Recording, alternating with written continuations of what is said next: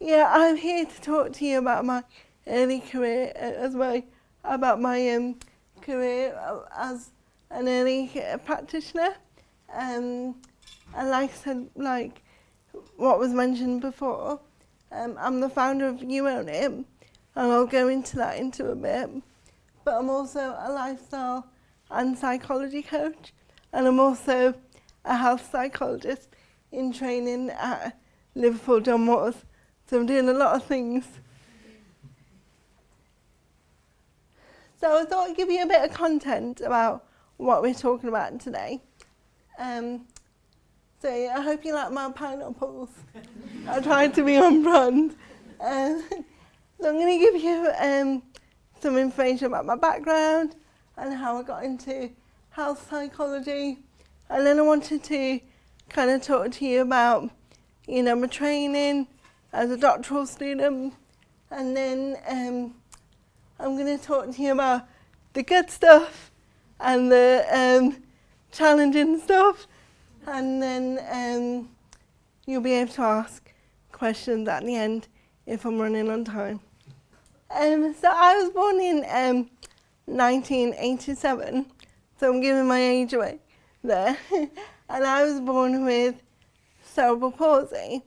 So back in the 80s and the 90s, I think not really much was known about this disability, and there was a lot of preconceptions, especially from health professionals, about what I could and couldn't do.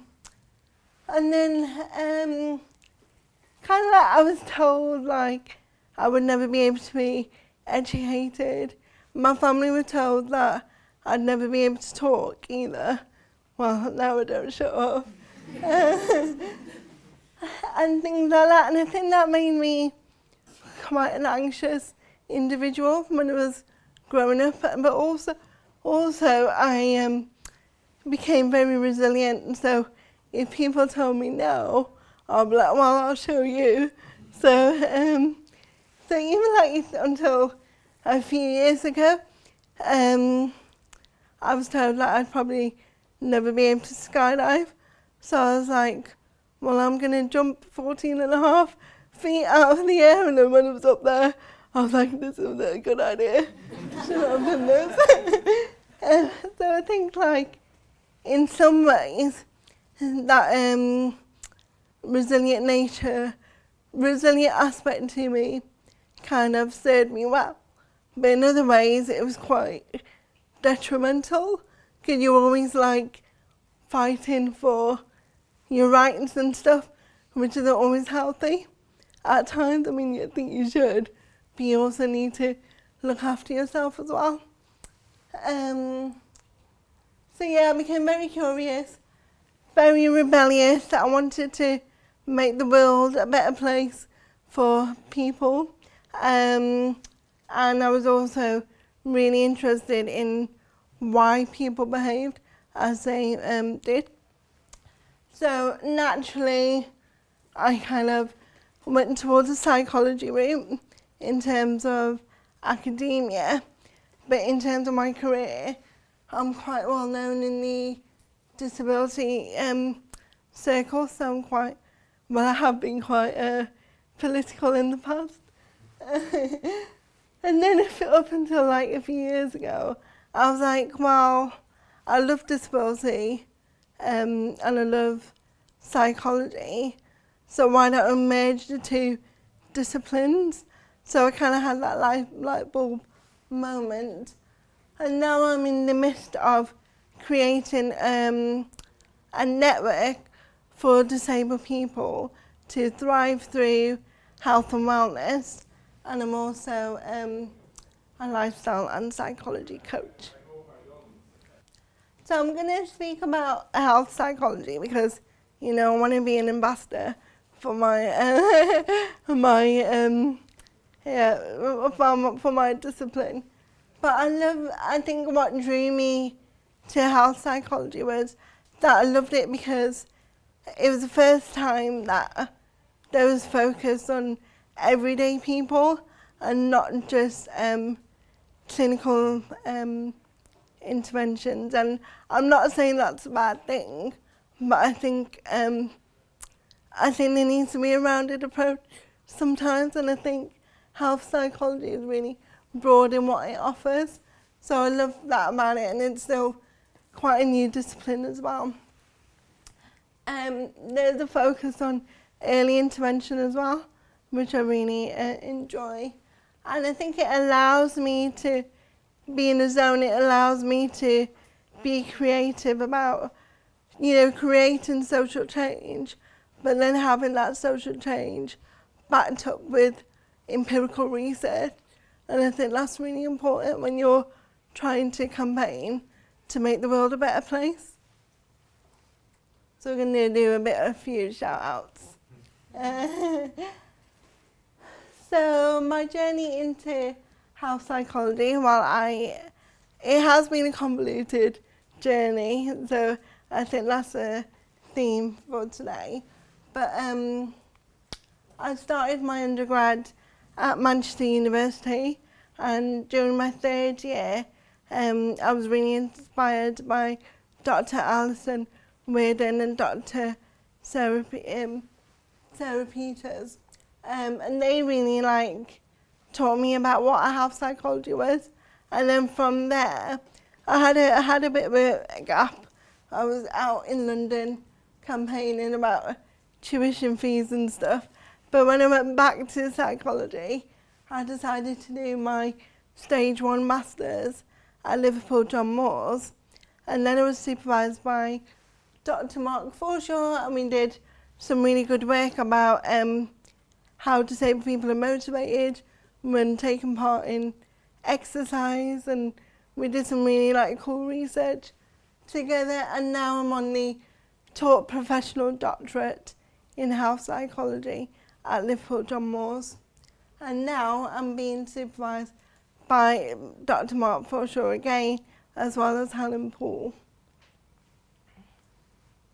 So yeah. So I think I decided to go for the taught route because I really like that aspect of being in a university setting.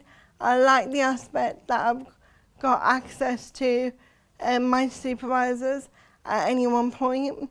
I could have done the independent route and done a PhD and have found my own supervisors, but I think a part of me was still a little bit scared of kind of leaving that institution behind. So if you are considering doing something like health psychology, I'd advise you to really do your research as to whether the taught is going to be better for you or the independent route is. And I'm also doing it part-time because there's a lot of competencies that we have to fulfill. So this is why my career seems so varied. So I want to be self-employed. So I'm a health coach and a lifestyle coach, but I also want to help and empower disabled people through their health and wellness journeys. But there's not really a job out there that will allow me to combine psychology like this and disability. But in doing the things that I do, I'm able to fulfill my competencies on the course, which include professional skills, teaching and training, behavioural change interventions, consultancy and research. So it's a very, very heavy but rewarding course. So I think it has been an emotional roller coaster, and I didn't want to lie to you guys and say it's all been fantastic. And I mean, it is worthwhile, but it has been quite busy even on a part-time level. But the great thing is that it's the first time that I've been able to be truly independent. So I'm able to carve my own career, and I'm quite excited about that. There's a lot to do. So at the moment, I'm working on a piece of research. I'm doing consultancy with a big organisation. I'm doing one-to-one behavioural change interventions with a client from that organisation, and I'm also trying to like set up 2 businesses at the same time. So it is very full on, but definitely like rewarding. The good stuff. So I think I learned a lot already. So I've been doing the course now for about 15 months. So when I first started the course, I'm not going to lie, I hated reflection. So my supervisors would just say, you need to do a weekly reflection. And I'm like, what am I going to reflect about every week? And like, it's not a monthly reflection enough. And but you know what? It actually works. So in doing my reflections, I've learned like what kind of psychologist I actually want to be. I learned how I want my business to be run as well, and how I want my research to inform policymakers. So that's kind of good.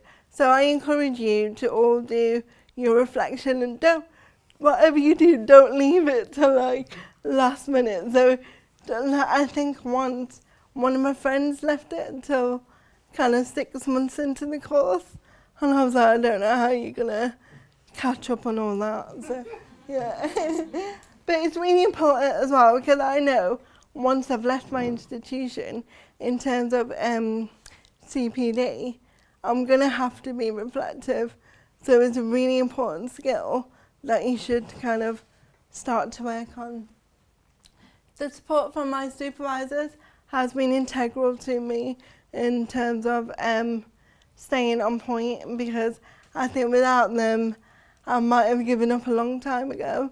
So use your supervisors and use your support network. And it's actually helped me with my sense of purpose. So I know that sounds really cheesy and cliche, but I'm able to combine my life values with the work that I want to do in terms of changing the world to be a better place. So I think the slides are hopefully going to be available to you afterwards, but you can just Google me, Google these websites, and you'll find my contact details. Oh, and actually, if any of you are considering to do stage 2, or you're interested in health or clinical psychology, then I am looking for volunteers to help with some upcoming research projects. So let me know if you're interested. Thank you for your time. I hope I'm not run over.